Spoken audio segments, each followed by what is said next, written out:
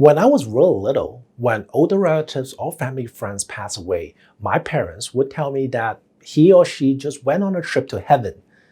And even I was just a kid, I don't know what heaven really is. I knew that trips cost money. So I kept asking my parents, "Hey dad, how much is the trip gonna cost and who will pay for it?" But of course, my parents told me to shut up and stop asking so many questions.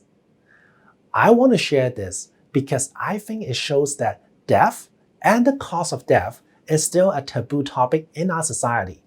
Let me ask you, do you know what is the cost of dying in Canada? I don't know. Think about it this way. We have been saving our entire life to pay for a mortgage or to pay for our retirement. But how many of us have been saving for the thing that we all must encounter, our own death? I know we don't like to think about it, but in this video, I will show you why not thinking about the cost of death actually makes things worse. So keep watching to find out how you can save your family from lots of trouble and financial worry. Hey, welcome back. This is Thomas, here to help Canadians to make better choices on retirements, wealth, and insurance. My goal is to make sure you can take one or two ideas home and start making smarter financial decisions today. If you are new here, consider subscribing so you'll never miss any of my videos. Let's jump into it.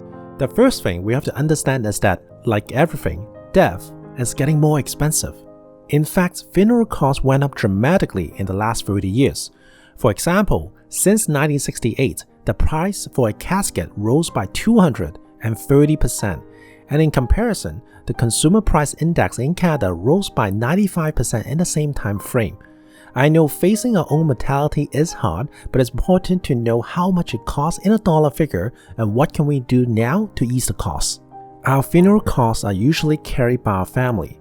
Now, the problem is our family will be emotionally wounded. After all, they deal with a loss of a loved one.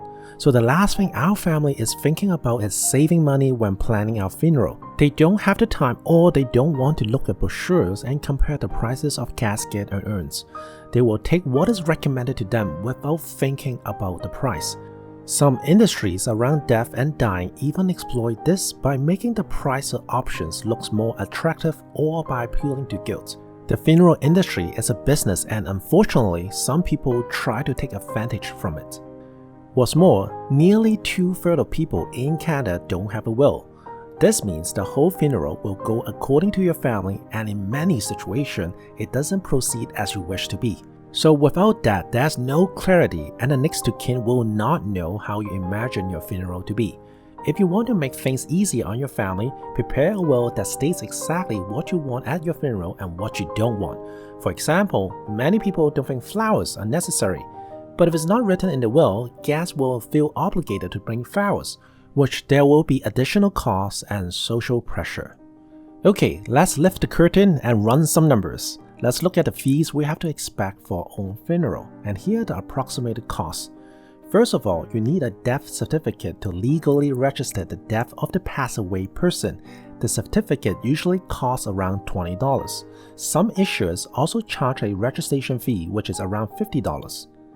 The next cost to expect is the funeral home fee, which is around $2,100. And the body of the deceased need to be transported from the place of death to the cemetery.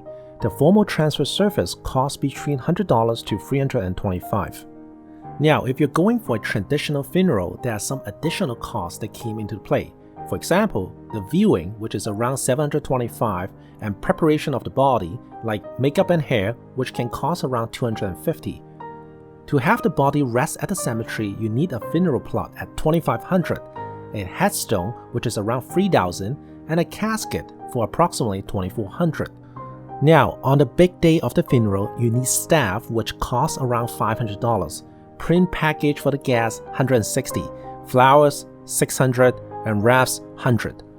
And of course, that's not all. If someone has to manage the estate of the deceased person, they will likely to hire an attorney for help. And this can easily cost more than $10,000. This makes the total cost of death and decent ceremony over $40,000. Not all of these costs are necessary. However, most people do not really have an idea and feel social pressure that it's weird to try to save money in this situation, so they pay it without really thinking about it. Sounds like a lot, right? Well, we aren't done yet. In Canada, there are 2 more fees you need to pay attention to. While Canada doesn't have a death tax, there are 2 additional fees that you might have to pay: probate fee and a final income tax bill. Now, the height of the probate fee depends on the province. In British Columbia, for example, the fee is 1.4% if the personal property has a gross value of $50,000, whereas in Alberta, the max probate fee is $400. The final income tax bills depends on the type of asset the person owned. For example, if you have $1 million in RSP and no spouse to roll over, the entire $1 million will be considered as your income for the final year. Or if you have more than 1 real estate, all those properties will be taxed at 50% of their growth, so you can imagine how much money will flow into the CRA if not planned properly. The good thing is there are several ways to lower it down. For example, if the person donates a lot to the charity, this also has to be included in the calculation of the final income tax, so this varies from person to person, but definitely don't ignore it.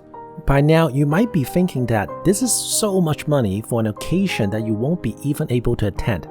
Now that you know all the costs involved in death, let's have a look at what can you do now to reduce the costs. Your first option is to create a will to avoid confusion and save expense. Creating a will costs between $200 to $2,000, but it will save your family thousands of dollars in legal fees later. A will allows you to control which of your assets go where after you pass away. Everyone with some form of assets should do estate planning because without it, there's no clarity and everything will go by the rules of the government. Long story short, I personally don't agree with those will kits that you'll find online or from the local mom and pop shop. Really, to save you the hassle, talk to a lawyer or estate planner for advice.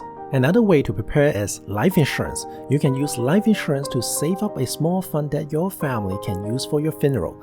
Life insurance also gives some security to your family and relatives in the case of unexpected death. Keep in mind that life insurance payout is 100% tax-free.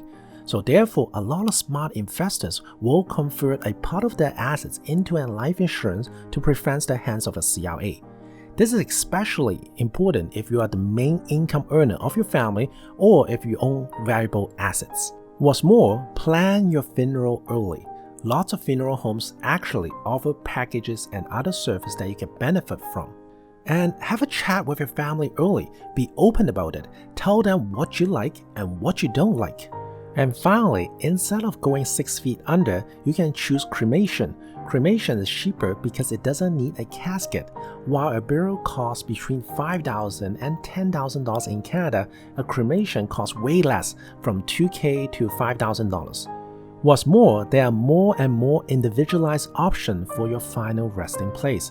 There are possibilities to have your ashes turned into a diamond, to be buried by a tree or at sea. The possibilities are endless. The important point here is it should be your decision what kind of funeral you will have or what happens with your body after you pass away. But if we don't deal with it while we are alive, then we transfer all those decisions to family members or the government. And I hope this video showed you why it's important to not ignore the cause of death, even if it's an uncomfortable topic. Also, I attached some links in the description box below for your own research. And as always, if you like this video, give it a thumbs up and subscribe to my channel. And leave any questions you have in the comments and I may make a video to answer. This is Thomas and I will see you in the next video.